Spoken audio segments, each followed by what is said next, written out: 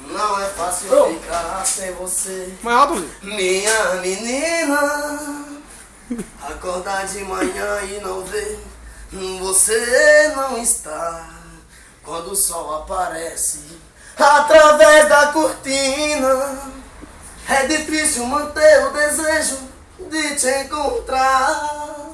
E nos cantos vazios da casa eu procuro seus olhos. Você deve estar por aí, numa rua qualquer. Então saia de mim em segredo, eu te procuro com os meus pensamentos enquanto resfriam. Ei, gente, é difícil pra mim. Ela me deixou.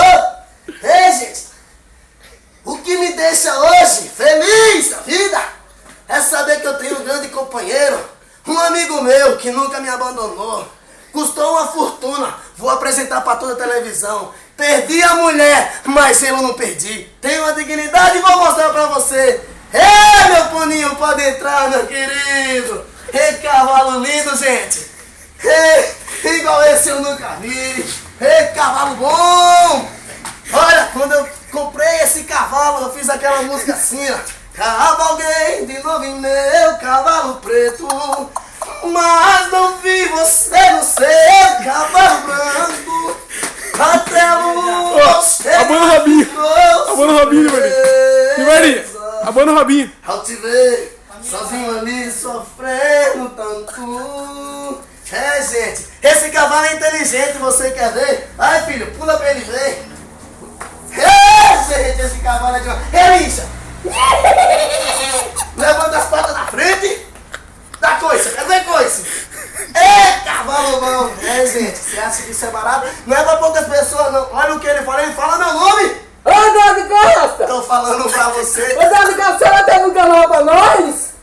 Não entendi, burro. Vai ter música nova pra nós? Vai, já tá saindo lá uma música pra Ô, Dado você. Costa, dá um peixinho de eu venero pra você, pra mim.